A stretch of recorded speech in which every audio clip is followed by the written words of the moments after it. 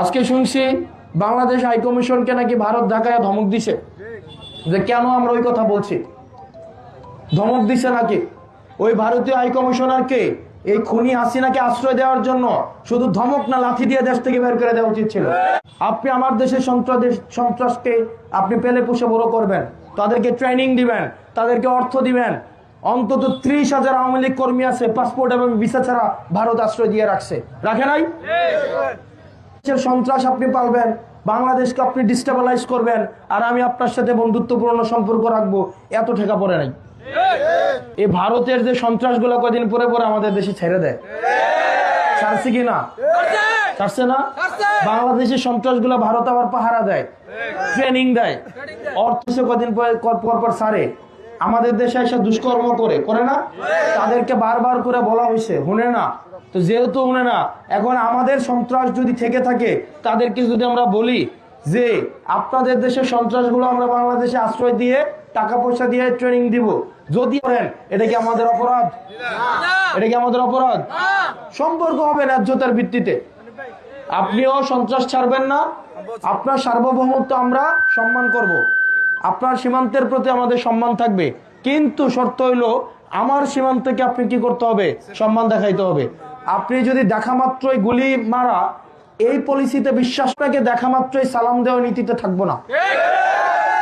আপনি যদি আমাকে দেখা মাত্রই গুলি করার নীতিতে থাকেন, আমিও আপনাকে গুলি না করতে পারি, অন্তত ঢিল ছুঁড়ে সেই প্রতিবাদ জানাবো কিনা? এবার দেখেন, আমাদেরকে নাটক, সিনেমা, কালচারালি বাসায় বাসায় ডিসেন্টিনা ঢুকায়া, এই ভারতীয় সংস্কৃতি ঢুকায়া আমাদেরকে এটা ভারতের উপরে সবসময় নির্ভর হয়ে থাকতে হবে, বুঝায় নাই? কিন্তু আমাদেরকে আত্মনির্ভর হইতে হবে। এই তরুণ প্রজন্ম আপনারা যারা আছেন, লড়াই আমাদের পূর্বের প্রজন্ম আর এই লড়াই করবে না। তারা ফোনে গোপনে যোগাযোগ রাখে, উপেনে রাখে না। তার মানে তাদের আত্মা, তাদের যে সাহস, সেটা বুঝা গেছে, যায় না? কারণ তাদের হিসাব কিতাব আছে অনেক কিছু।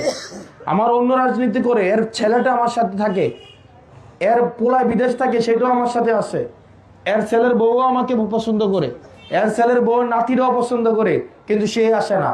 যদি কি হয়, ঠাকুর বেজার হয়। তো এই ঠাকুর বেজার হয় দেখে এলাকার লোক আসে না। কারা? মুরব্বী যারা আছে। একইভাবে ইন্ডিয়া নামে একটা ঠাকুর আছে, আমাদের দেশের অনেক রাজনীতিবিদ মুখে তালা দিয়ে রাখে। আমরা কি আর তালা দিয়ে রাখবো? এই তরুণ প্রজন্ম কি আর তালা দিয়ে রাখবে?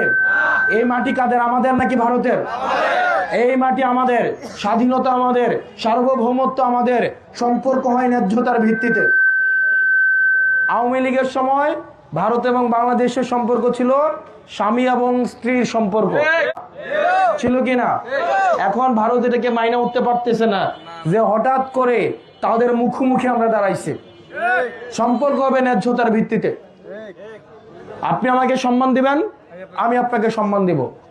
আপনি আমাকে গুলি তাক করবেন, আমি গুলি তাক না করতে পারি, আপনাকে আমি ঢিল ছুড়বো, তাই না? আর আপনাকে আমি ফুল দিয়েই যাব, তার হচ্ছে আপনি ঝুলাই রাখবেন। ওই ধরনের স্বামী স্ত্রীর সম্পর্ক আর বাংলাদেশে থাকবে না। বাংলাদেশের মুসলমানদেরকে এই ভারতীয় ষড়যন্ত্রে জঙ্গি হিসাবে বছরের পর বছর তাদেরকে ট্রিট করা হয়েছে কিনা? যারা এই ভারত বিরোধিতা করছে তাদেরকে গুলি করে তাদেরকে হত্যা করা হয়েছে, এবং সেই সিরিয়ালে আমার ভাই হাদি অন্তর্ভুক্ত হয়েছে। তো হয় নাই? আমাদেরকে টার্গেট করছে। তো কি হবে? তোরা মারা গেলে কি হবে? কিছুই হবে না। আমি যদি মারা যাই, এরকম অনেক মানুষ রাস্তায় দাঁড়ায় যাবে, যাবে না? অনেক মানুষ রাস্তায় দাঁড়ায় যাবে। এটা এই লড়াই, এই আমাদের ইনসাফের যেই, আমাদের আজাদির যে সিলসিলা, এই সিলসিলা অব্যাহত। মনে রাখতে হবে, নতুনদের মধ্য দিয়ে পরিবর্তন আসে। মোহাম্মদ বিন কাসিম 17 বছর বয়সে এই ভারতবর্ষ জয় করছে, করে নাই? করছে কিনা? বছর ছিল কত? 17। কত ছিল? মুরব্বী যারা আছে তাদের চিন্তা পশ্চাৎপদ, তারা হচ্ছে সবসময় দায়বদ্ধতার জায়গা থেকে ভাবে তাদের অনেক লাইবিলিটি আছে কিনা? আছে কিনা? আর আমরা হচ্ছে কি মরে যাবো, শেষ হচ্ছে আল্লাহ, নিচে হচ্ছেন আপনারা। আর আমাদের উপরে যাদের সম্পর্ক হবে, ভারতের সাথে আমাদের সম্পর্ক হবে ন্যায্যতার ভিত্তিতে। আজকে শুনছি বাংলাদেশ হাই কমিশনকে নাকি ভারত ঢাকায় ধমক দিছে যে কেন আমরা ওই কথা বলছি। ধমক দিছে নাকি ওই ভারতীয় হাই কমিশনারকে? এই খুনি হাসিনাকে আশ্রয় দেওয়ার জন্য শুধু ধমক না, লাথি দিয়ে দেশ থেকে বের করে দেওয়া উচিত ছিল। আপনি আমার দেশের সন্ত্রাসকে তাদেরকে ট্রেনিং দিবেন, তাদেরকে অর্থ দিবেন। অন্তত 30,000 আওয়ামী লীগ কর্মী আছে পাসপোর্ট এবং ভিসা ছাড়া ভারত আশ্রয় দিয়ে রাখছে, রাখে নাই? তো আপনি আমার দেশের সন্ত্রাস আপনি পালবেন, বাংলাদেশকে আপনি ডিস্টেবিলাইজ করবেন, আর আমি আপনার সাথে বন্ধুত্বপূর্ণ সম্পর্ক রাখবো, এত ঠেকা পড়ে নাই। আপনার সাথে আমার ব্যবসায়িক সম্পর্ক। আপনি আমাকে ফ্রিতে পেঁয়াজ দেন না, আপনি আমাকে ফ্রিতে তেল দেন না, আপনি আমাকে ফ্রিতে এগুলো আপনি আমাকে ভিক্ষা দেন না। আপনি আমাকে ব্যবসা করেন, আমাকে দেন, আমি আপনাকে টাকা দেই। এটা কি আপনি কি আমাকে ফিসাবিলিল্লাহ দেন? আপনার এবার আমরা পেজ নেই নাই 2 টাকা করে পেজ ভারতে পচতেছে, লস। মনে রাখতে হবে, একটা দোকানদার যিনি, উনি খারাপ ব্যবহার করতে পারে না, কাস্টমার খারাপ ব্যবহার করতে পারে। 20টা কাস্টমার আসে, খারাপ ব্যবহার করতে পারে, দোকানদার কিন্তু চুপ থাকে। ঠেকা ওদের, ওর মালটা ব্যস্ত হবে বাংলাদেশে। এজন্য আমাদেরকে এই তরুণ প্রজন্ম, আপনারা যারা আছেন, নির্বাচন এমপি হওয়া এগুলো পরের বিষয়। বাংলাদেশে 300 এমপি হবে, আমি না হই দেবিদ্দার থেকে আরেকজন হবে, হবে কিনা? কেউ না কেউ তো হবে। যেই হোক দেবিদ্দারকে ভালো করে চালাবে, আমি হইলে আমি চালাবো, ওইটাই শোনা। কিন্তু আমাদের যে লড়াই, প্রজন্মগত লড়াই, এই প্রজন্মগত লড়াই করার মানুষ আপনারা খুঁজে পাবেন না। এই লড়াই আমাদেরকে আগায় নিয়ে যাইতে হবে। আমাদের এই যে ভারত বিরোধিতার লড়াই, আগ্রাসন বিরোধিতার লড়াই, আত্মনির্ভরশীল হওয়ার লড়াই, এই লড়াই আমাদের, এবং এই লড়াই এমপি হইতে পারি বা না পারি, এই লড়াই আমার বিশ্বাস করি কেউ যদি আমাকে ভোট নাও দেয়, এই লড়াই আপনারা আমার পাশে থাকবেন। পুরা ঢাকা শহরে সব জায়গায় বারবার করে বলা হচ্ছে ঢাকা থেকে বের হয়েও না, স্নাইপার দিয়ে শুট করতে পারে। এখানে অন্তত 5-7টা পুলিশ আছে, অস্ত্র আছে, বিভিন্ন সাদা পোশাকে নাকি আসছে। আমি বারবার করে বলতেছি যে আপনারা আমার কি নিরাপত্তা দিবেন? আমার দেবিদ্দারবাসী, আমরা যখন মানুষের কাছে যাওয়া শুরু করছি, মা বোনদের কাছে যাওয়া শুরু করছি, মা বোনরা যখন আমাদেরকে গ্রহণ করে নিছে, মানুষ যখন আমাদেরকে গ্রহণ করে নিছে, অন্য মার্কার প্রার্থীরা, অন্য মার্কার সমর্থকরা আমাদেরকে গ্রহণ করে নিছে, যাতে এই এস্টাবলিশমেন্টের, এই সংসদদের গৃহপালিত কিছু সংসদ সদস্য আছে না, গৃহপালিত সংসদ দ্বারা গান গাইছে, আমরা সংসদে গেলে আমরা এই আধিপত্যবাদের বিরুদ্ধে আমাদের নীতি প্রণয়ন করব। শুধুমাত্র স্থানীয় ষড়যন্ত্র না, দেশি বিদেশি ষড়যন্ত্র আমাদের বিরুদ্ধে করা হচ্ছে, যাতে করে আমরা সংসদে না যাইতে পারি। কারণ আমরা যদি সংসদে যাইতে পারি, এই দিল্লির মসনদ আমরা ছাড়কার করে আমরা দিল্লিতে পাঠাই দিব।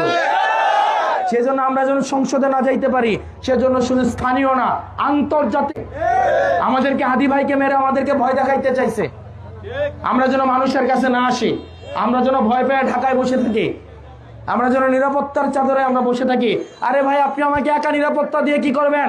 সারা বাংলাদেশের প্রত্যেকটা গ্রামে গঞ্জে আমার মতো আস্তাদ আব্দুল্লাহ এখন জেগে উঠেছে, আমার তারাই হচ্ছে আমার নিরাপত্তা।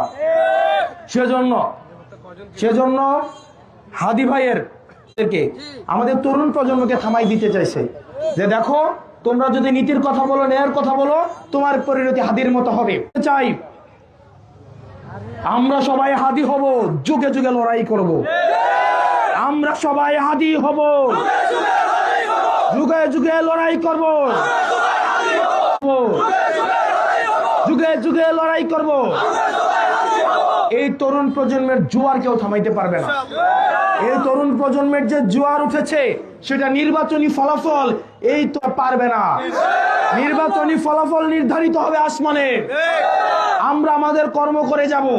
নির্বাচনী ফলাফল যাই হোক না কেন, এই মজলুমের কণ্ঠ জালিমের বিরুদ্ধে সবসময় সোচ্চার থাকবে। নির্বাচনের জয় পরাজয় এগুলো থামাইতে বা এই কণ্ঠকে সংকুচিত করতে পারবে না, এই কণ্ঠ অব্যাহত থাকবে।